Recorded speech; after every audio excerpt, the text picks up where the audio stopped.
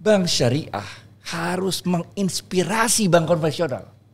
Supaya seluruh bank konvensional ngikutin caranya bank syariah tanpa mereka harus berubah jadi syariah.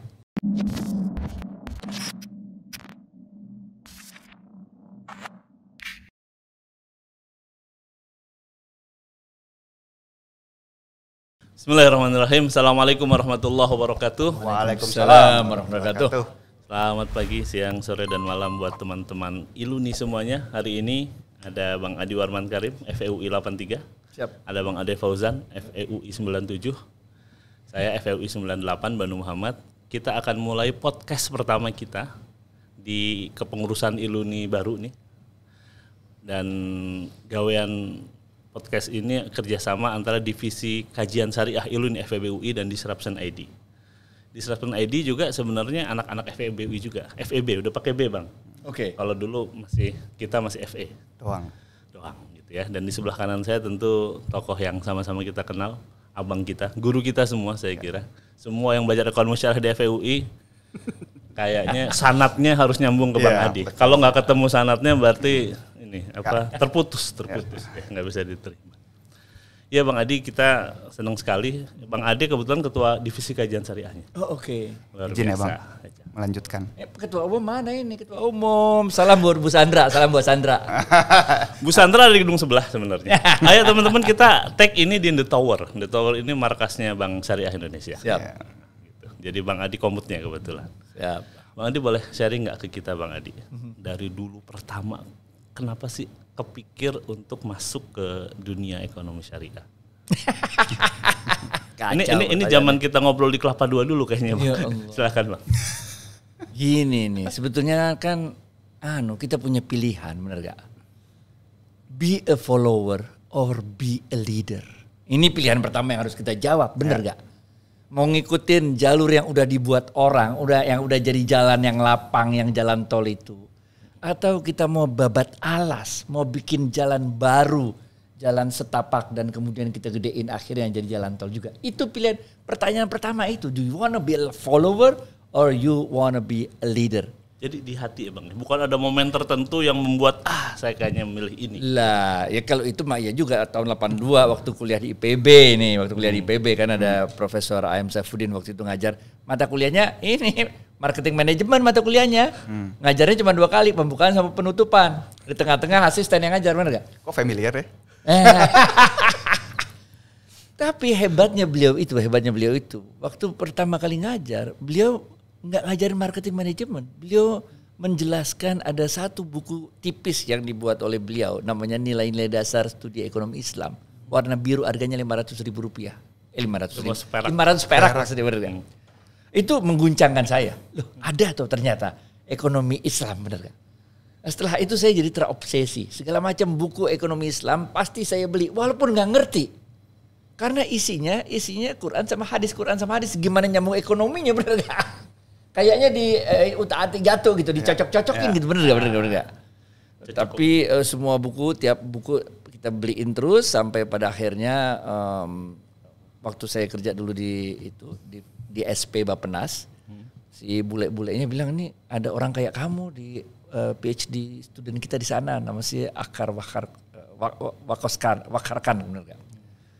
Mau ini saya disertasinya deh gak? Mau, gue dikirimin kan? Nah itu ekonomi Islam yang dibuat di disertasi si Wakarkan itu isinya matematika semua. Saya baru, ternyata ekonomi Islam tuh beneran bisa dijelasin pakai bahasa yang dimengerti oleh ekonom, bener gak?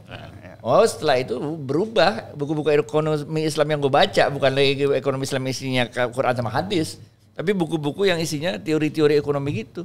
Sehingga waktu kita ngomong sama yang doktor ekonomi sekalipun, kita kagak ada minder-mindernya, men. Bener gak? Bener gak? Ya. Itu deh. Tahun 82 berarti baru 10 tahun kemudian di muamalat ya Bang ya? Iya kan, abis itu dari DSP Bappenas itu dapat beasiswa belajar ke Boston. Nah, itu seru juga. Karena waktu mau nulis disertasi kan disuruhnya tentang Indonesia. Lah gue nggak mau, gue maunya tentang syariah, Bank Islam. Islamic Bank. Cuman ada 2 negara waktu yang bisa dijadiin contoh, Iran atau Sudan. Betul. Nah di Amerika literatur yang banyak itu tentang Iran. Jadi gue tulislah disertasi waktu itu tuh Bank Islam di Iran. Nah, dan nggak ada ahlinya yang jadi pembimbing di situ. Jadi harus ada eksternal pembimbing. Nah, jadi heboh, bener gak? Ini kalau jadi leader enaknya gini, bikin heboh. Destroyer tadi. Jadi Bang Adi itu bikin heboh dari dulu ya. Iya kayaknya. Ya sekarang doang. Iya. Zaman kita masih TK itu ya. Ya Allah. Bang Adi tuh karyawan keberapa di Muamalat, Bang? Ingat nggak, Bang? Kan dari ingat. awal banget kan? Iya. Tahun 92 ada gue. Saya ingat Bang Adi itu kepala Bandung, kantor cabang Bandung. Ya, di pernah. Bandung. Nah, pernah di Bandung, betul. Betul. Di Bandung. Gue kalau diskusi ekonomi syariah awal-awal sama istri, ketemunya cuman Bang Adi Warman sih. Iya tuh Bang Adi jago. Saya di Bandung juga ngedengerin. Istri kan kuliah di Bandung, Bang. Oh, istri udah kuliah di Bandung. Dia bukan anak FEW. Enggak, Bang. Kok enggaknya gitu Sedih sih? ya? Enggaknya Enggak. pede dong. Ditolak terus gimana ya? Ya, Tapi- istri saya ikut tuh di waktu di Unpad. Bang Oh, Adi yang ngajar. oke, Makanya tahu. waktu di Unpad. Ya, kita ngajar di Unpad juga, benar-benar. Kan Unpad juga awal-awal juga termasuk semangat kan, KI-nya kan? Iya, betul. Apa namanya dulu Unpad? Pakai G Iya, gitu. iya. Isek ya. Isek. Sesi dadang tuh ya. Betul, kalau betul. nggak salah. Tapi ngomong soal buku ya, kalau Bang Adi tergerak dengan bukunya Pak M. Saifuddin ya. Kalau para pejuang ekonomi syariah hari ini ya buku Bang Adi kan. Bank Islam itu tuh rasanya tuh buku standar tuh di mana-mana, Bang. Dan harganya nggak 500 perak ya. Sekarang berapa ya? Mungkin udah 100-an ribu lebih kali itu. Kalau buku Bang Adi yang terkesan buat saya itu makro sama mikro ekonomi. Oh, itu awal, itu buku Oke. awal. Iya. Itu yang kita bikinnya juga, apalagi kita kan yang kontribusi kan, kita Iya, kan iya. dulu diskusi bareng-bareng kan, Betul. bareng Ilham, bareng Ebi dulu, Lady ya. Betul. Udah kita bikin grafik, nih hadis ini kita bisa bikin grafiknya nih. Betul. ISLM. ISLM dijadi nih. Itu karena DNA-nya leader, men. Dan dulu nggak ada yang bisa nyalain kita, dan nggak ada yang nyalain kita. Benar. Emang nggak ada yang tahu juga.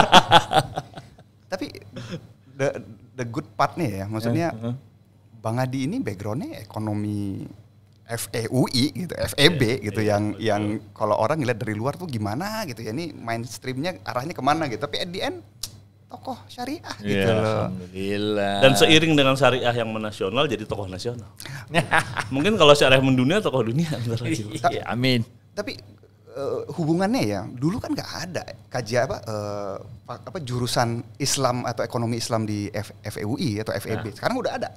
Artinya sekarang tuntutan buat generasi di bawah Bang Adi lebih tinggi. Secara formal udah diedukasi. Jelas. Tadinya nih, kita buka aneh. Mohon maaf nih Bandung nih, mohon maaf ya. Gue itu kecewa berat sama lu, No. Nah, gue buka-bukain di podcast. Gue kecewa berat sama dia karena udah bertahun-tahun gak nerbitin buku. Untung kemarin nerbitin buku. Sama Rahmatina. Baru gue bilang ini baru bener nih. Karena peninggalan kita kan buku, No. Bener gak? Dia udah malang melintang jadi dosen ekonomi syariah kemana-mana, tapi bukunya kagak ada.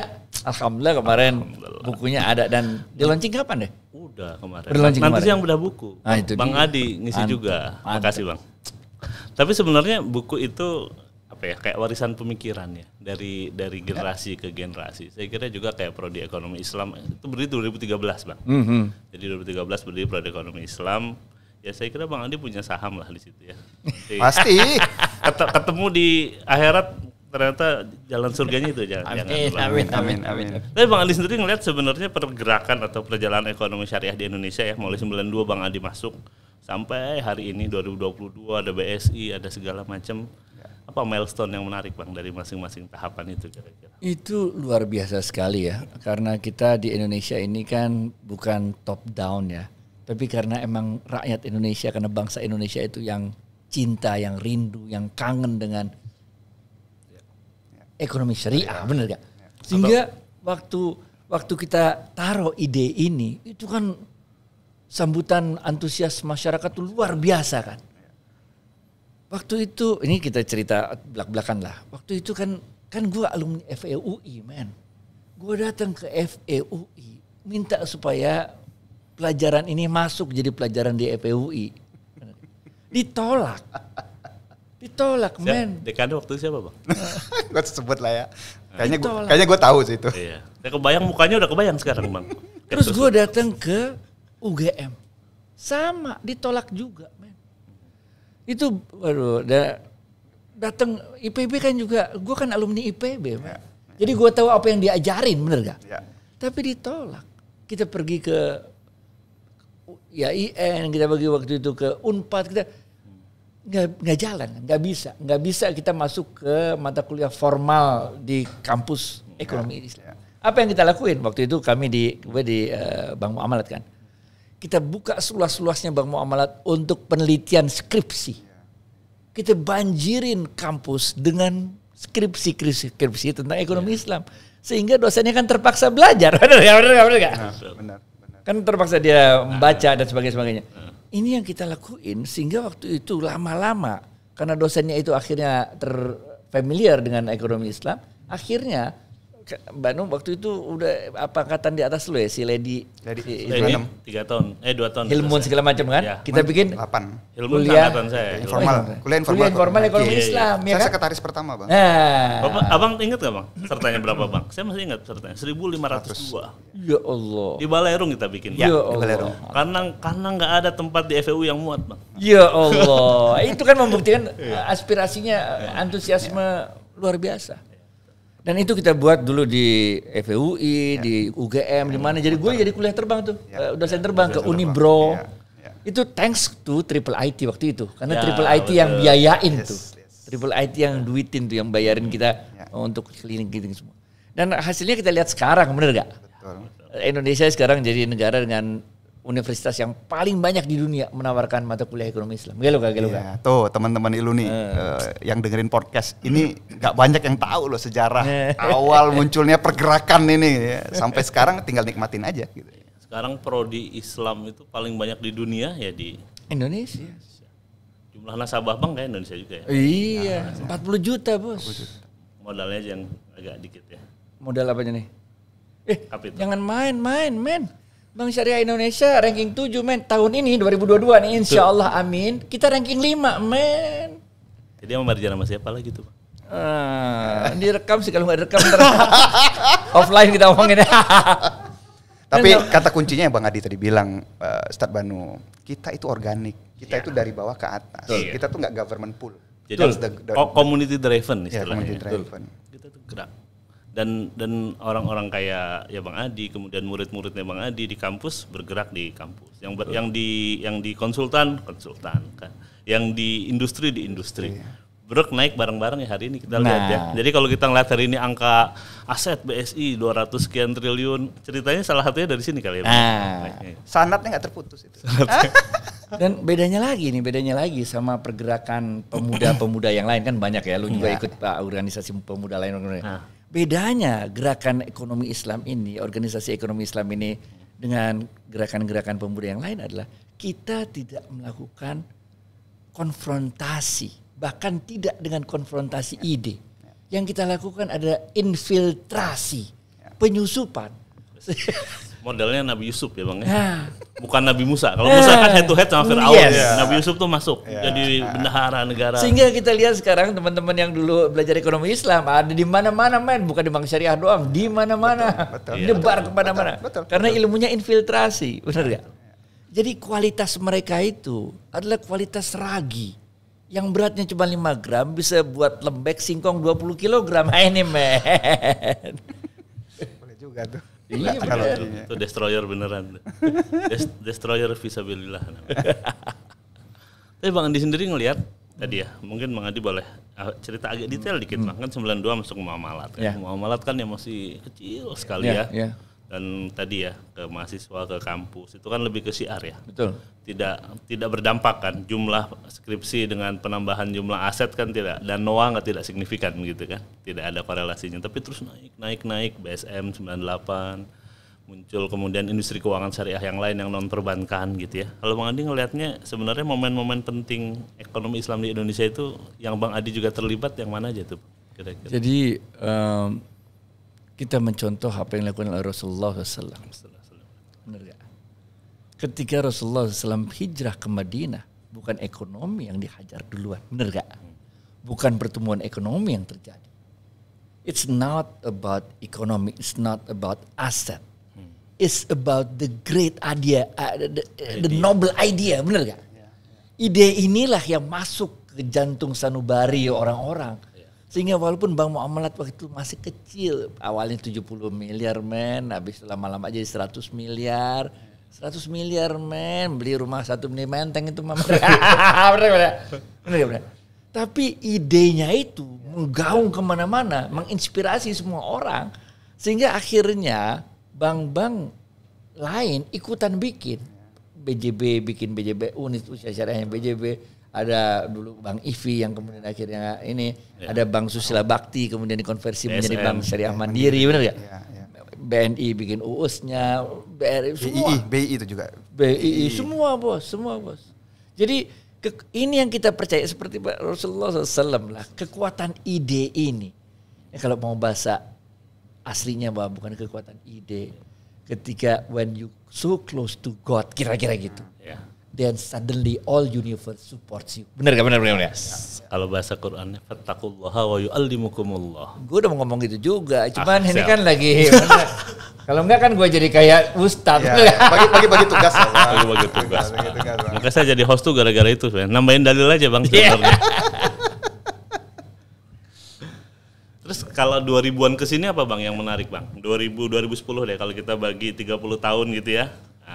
Tem 90, 2000, 2010 sampai sekarang lah kira-kira. Jadi ketika kita balik lagi zaman Bank Muamalat dulu ya, itu terjadi pada saat bersamaan ketika pemerintah Indonesia waktu itu lagi deket-deketnya sama Islam. Ya.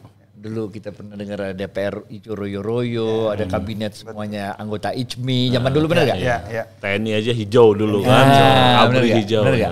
Itu di satu pihak membuat advantage, keunggulan buat bank muamalat dan bank-bank syariah bertumbuh. Tapi di sisi lain, dia jadi manja men. Nah ini bos, bener gak? Dia jadi manja, bener gak? Jadi manja. Jadi daya tahan dia untuk situasi dan kondisi yang berbeda belum teruji waktu itu, bener gak? Nah kita lihat pertemuan itu kemudian menginspirasi juga berdirinya asuransi syariah. Ya, ada takaful, dulu berdiri gak? Kemudian dana reksa ngeluarin reksadana syariah, kalau masih ingat bener gak? Ya. Nah ini kemudian berkembang terus dan pada saat itulah ketika banyak dewan pengawas syariah dari berbagai institusi memicu berdirinya Dewan Syariah Nasional. The one and only man. Tahun berapa itu Bang DSN berdiri Bang? Tahun 99 berdirinya. Berarti setelah BSM ya? Begitu BSM keluar kan berarti ada DPS yang berbeda. Oh iya. Nah, daripada nanti debat fikih tentang DPS mana yang lebih benar, nah kita bikin Dewan Syariah Nasional. Pada saat itulah kemudian gerakan ini menjadi gerakan yang nasional. Karena ada Dewan Syariah Nasional Majelis Ulama Indonesia itu, benar gak? Itu zaman siapa ya Bang? Kiai Ali Yafi ya Mas ya? Kiai Ali Yafi betul. Kiai Ali Yafi.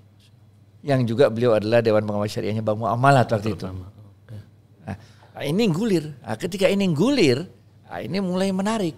Karena ada dua jalur yang menggulir bersamaan.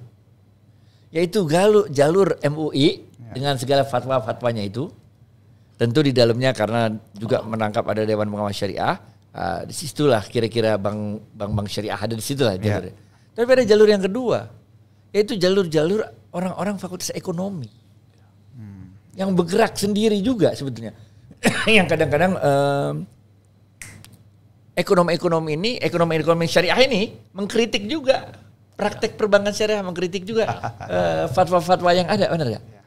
Nah, tapi alhamdulillahnya di Indonesia ini memang menarik. Kalau di Malaysia kita lihat waktu itu antara akademisi dengan praktisi perbankan itu berantem. Bahkan itu kritik terbuka di koran segala macam.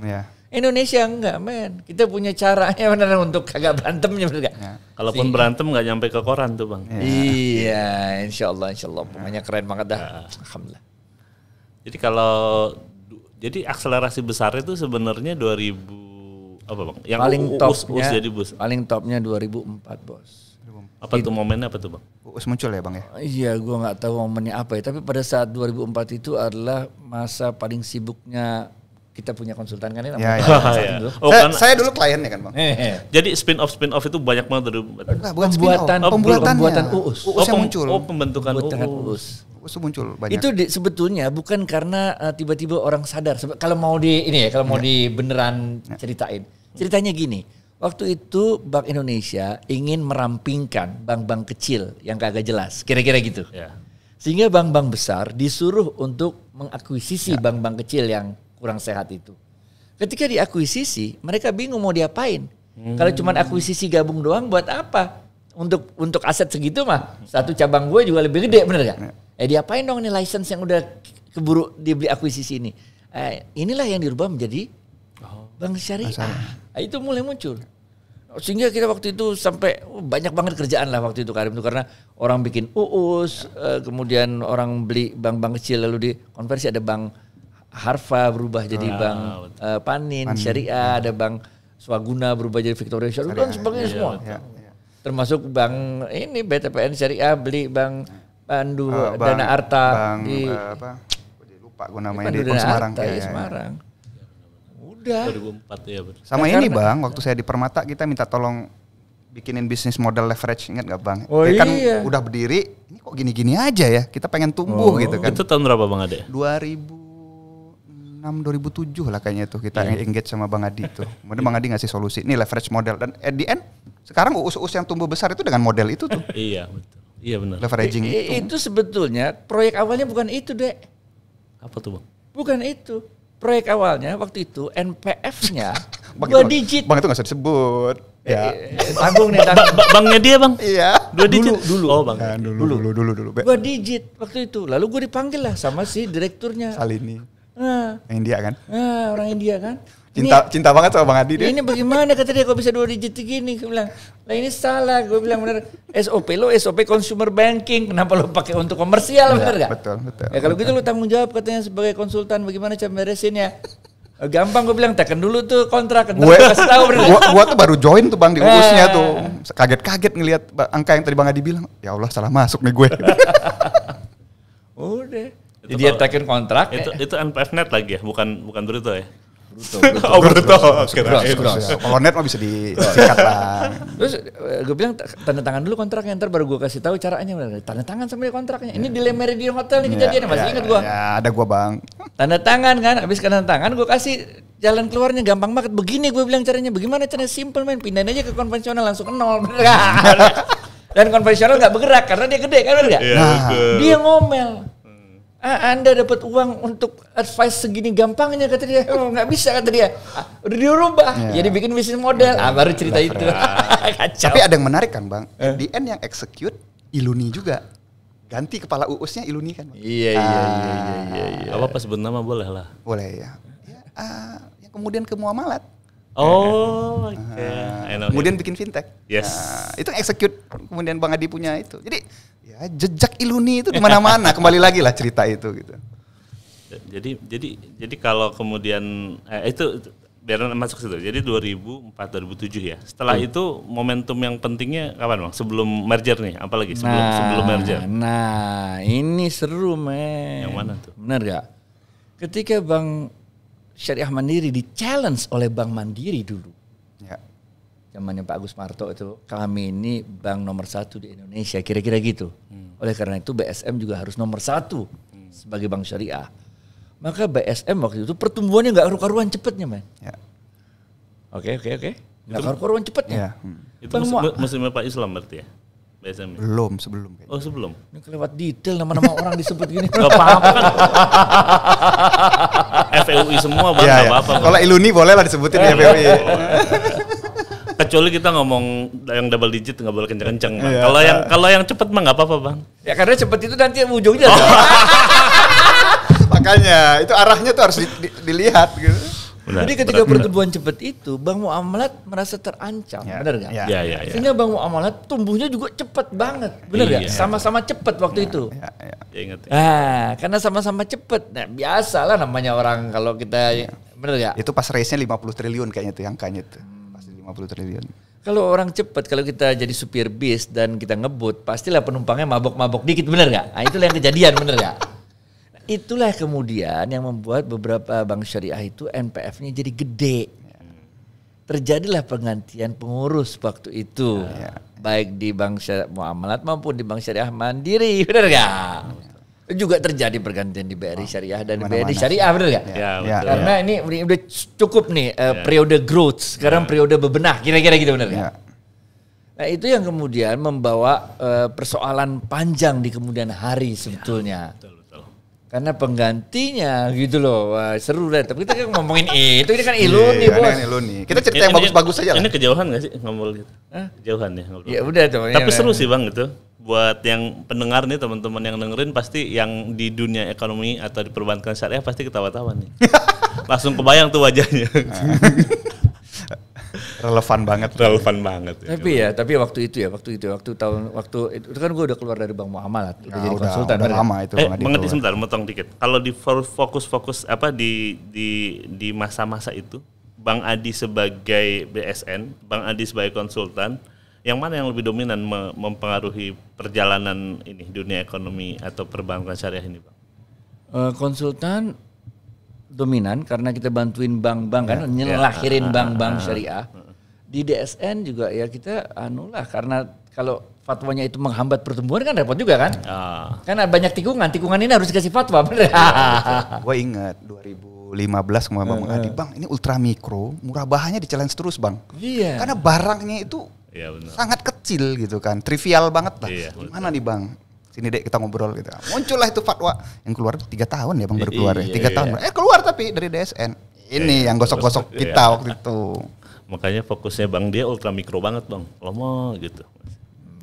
Mau bahas dia gak? Gue punya datanya sekarang nih. Gak usah dibahas Bang. Saya topinya YIB Iluni. Kepala kajian syariah Bang. Ini Iluni. Jangan kesini. Nanti Mbak Sandra mempertanyakan dia. Oke Bang, abis itu berarti 2010 kesini Bang, 2010 kesini. Nah, sebelum merger. Ya, sebelum merger itu kita lihat bahwa bank yang bank Muamalat, kalau boleh disebut benar gak? Ya. Dalam keadaan yang memerlukan tambahan modal, tapi nggak bisa dan sebagainya, sehingga yang bergerak waktu itu adalah 3 bank milik BUMN inilah, yaitu BSM, BNI Syariah dan BRI Syariah. BSM waktu itu udah direvitalisasi lagi, begitulah kira-kira. Sehingga timbul pertanyaan besar lagi, benar gak? Mau kemana dengan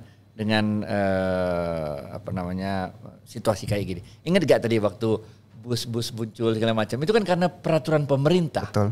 Yang waktu itu BI mau merampingkan, beresin segala macam. Nah ini gitu juga sebetulnya kalau mau buka-bukaan.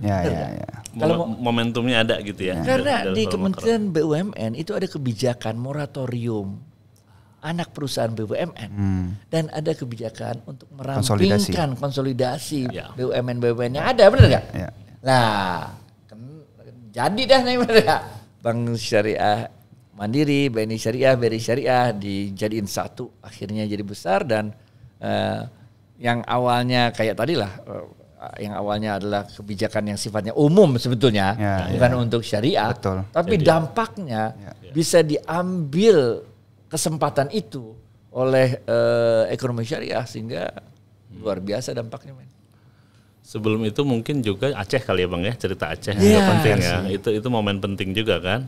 Tiba-tiba kan BRIS nambah tuh aset berapa triliun, 11 triliun lebih kali ya. Bank yang lain juga nambah sekian triliun. Ini yang itu ya, yang harus konon signifikan juga kan. Sebelum convert ya. Itu sebelum atau setelah convert ya? Setelah convert. Setelah ya. Kalau convert dulu ya. Convert dulu.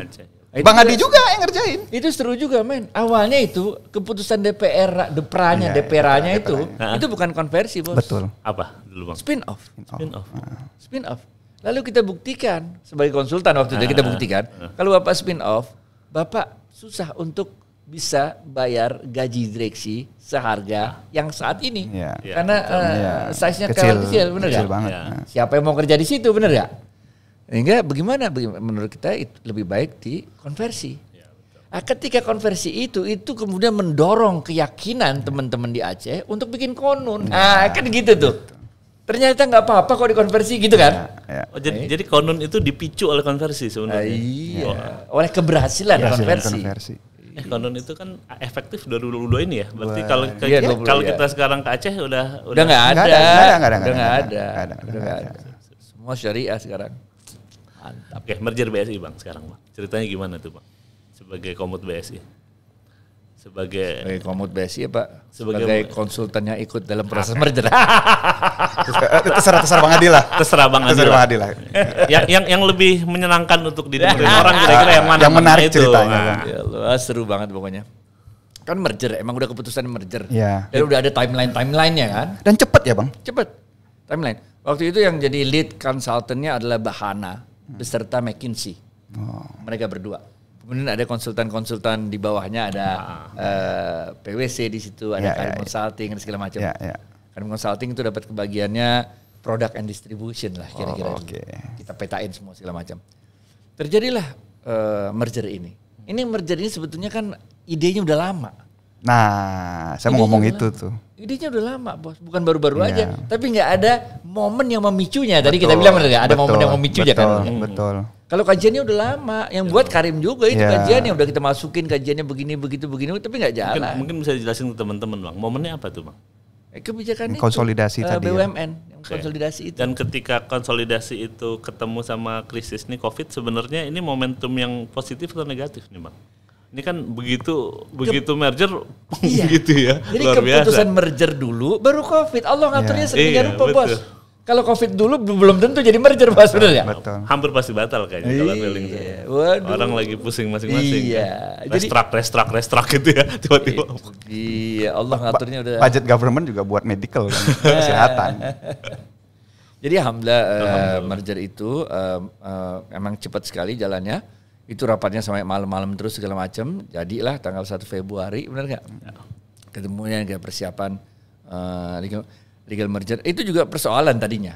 Karena menurut ilmu rule of thumb-nya ya, surviving bank-nya itu haruslah surviving bank yang terbesar. Jadi harusnya kemarin BRIS kan ya? Surviving bank-nya kan harusnya BSM kan, benar nggak? Tapi ternyata BSM itu bukan TBK, yang TBK adalah BRIS. Sehingga kita pakai tikungan lagi. Ini semuanya konsultan pakai tikungan semua, benar nggak?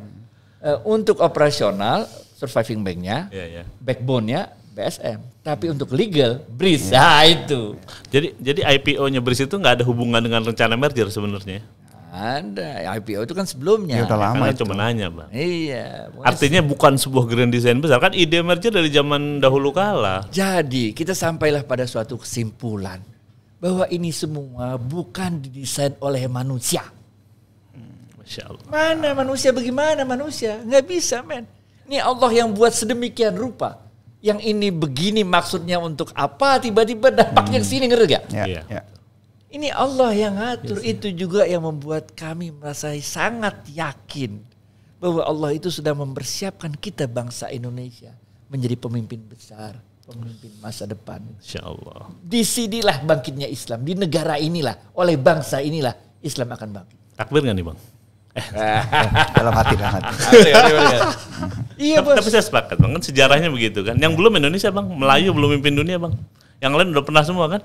Arab udah, Persia udah, Asia Tengah udah. Benar, Indonesia belum. Kayaknya. Dekan kita juga sekarang kan pendukung berat ekonomi syariah, benar gak?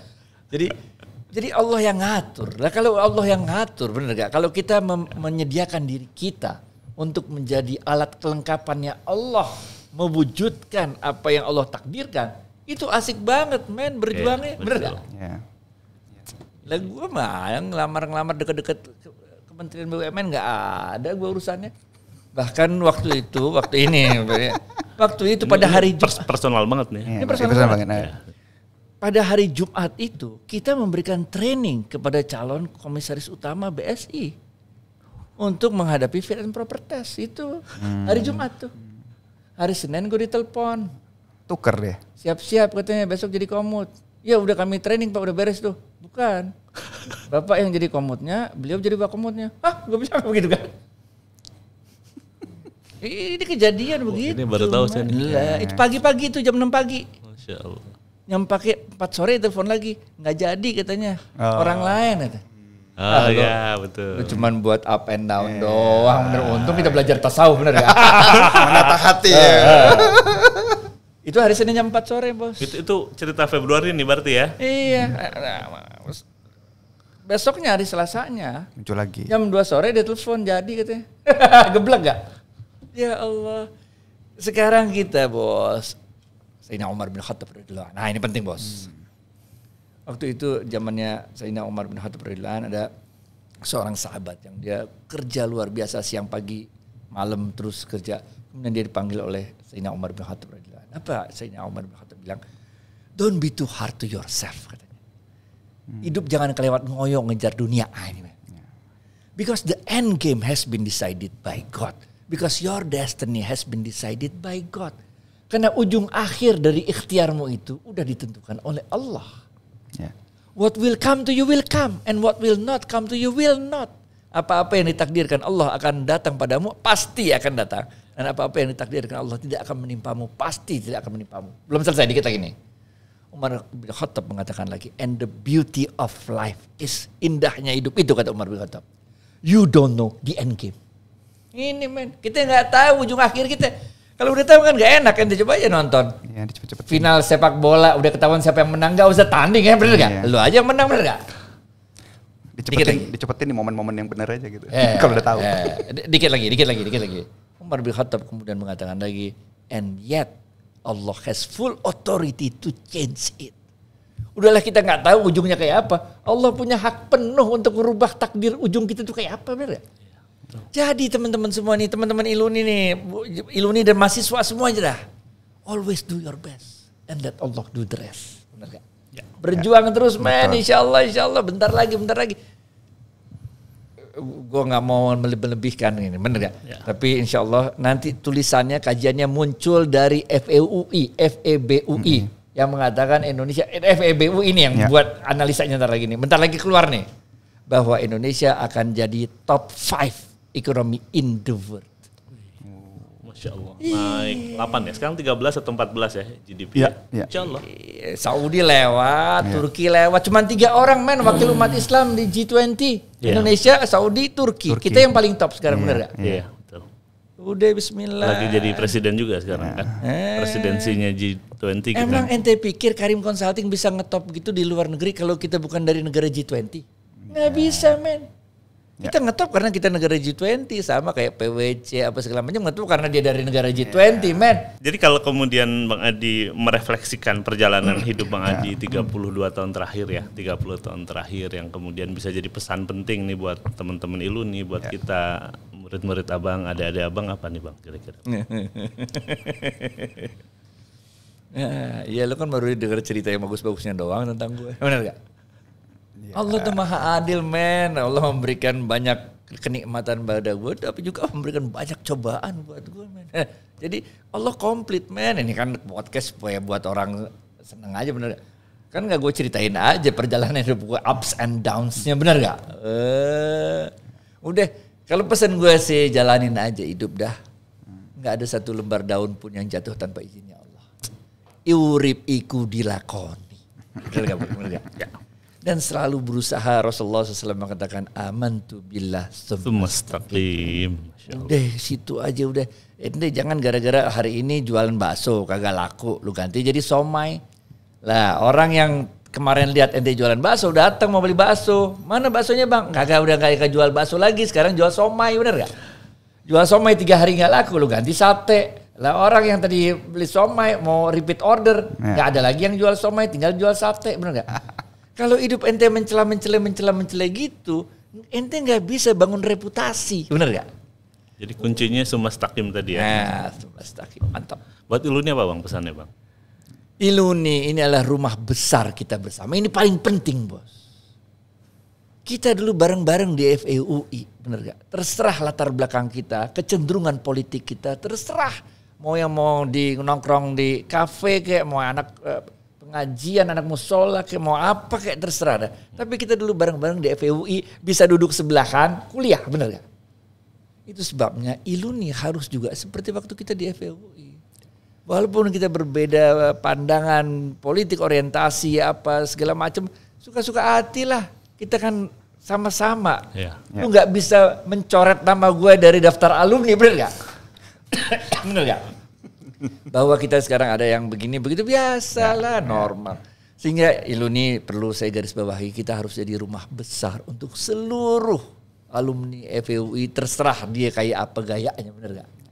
Nah dengan begitu semua orang nyaman berada di Iluni.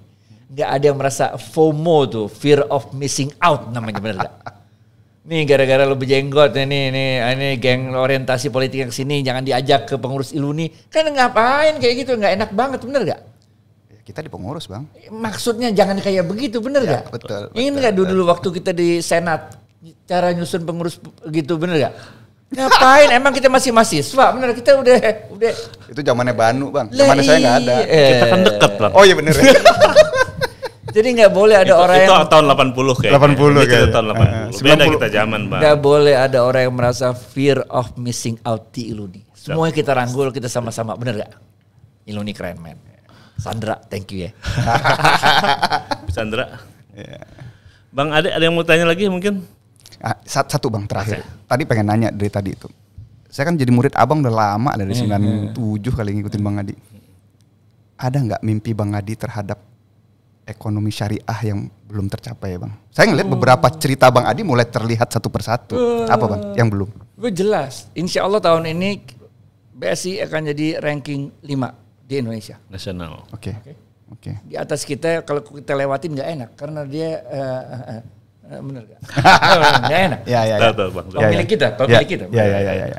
Jadi insya Allah ranking 5 mah jadi. Bener Oke. gak? Tapi ada hal yang jauh lebih besar daripada sekedar BSI jadi ranking 5 di Indonesia. Apa Bang?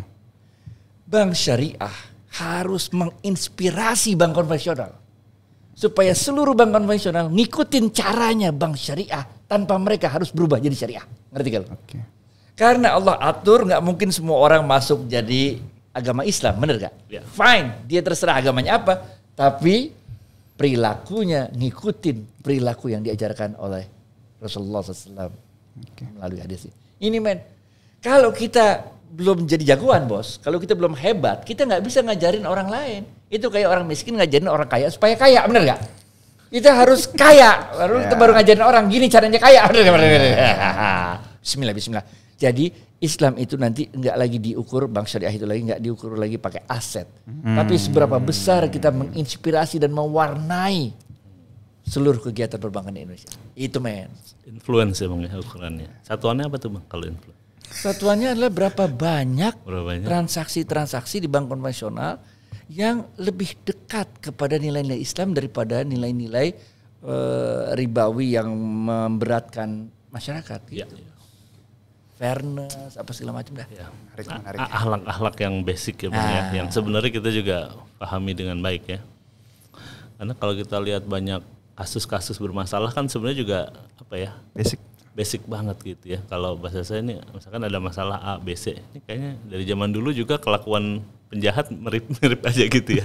Misalkan ada fraud gitu ya. Ya fraud zaman dulu sama hari ini mirip-mirip aja, cuma beda model, beda orang aja begitu ya. Ya karena iblis hidupnya udah lama, men. Kita cuma hidup 60 tahun, jadi kita dibohongin terus sama iblis. Dan dia berpengalaman betul ya kayaknya. Iblis yang sama dulu dapat jobnya lah, inilah. Level Nabi aja dibohongin sama dia dulu, bener gak? Apalagi level kita. Alhamdulillah.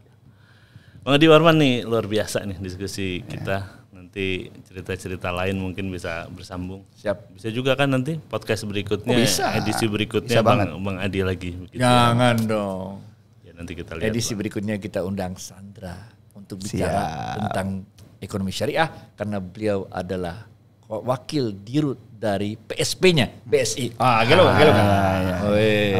Oke. Insyaallah. Insyaallah Bang. Insyaallah Bang. Jadi kita atur ya. Atur. Insyaallah. Makasih banyak Bang Adi nih sama-sama. Di tengah kesibukannya yang pasti luar biasa. Terima kasih juga buat BSI nih udah jadi bisa jadi tempat kita ya. Jadi host ya. Jadi ini di The Tower di Jalan Gatot Subroto ini. Makasih juga buat Muslim Apparel. Ini bisnis anak FEU ini Bang. Ya, ini FEU juga. Baju yang saya pakai sama Bang Ade pakai.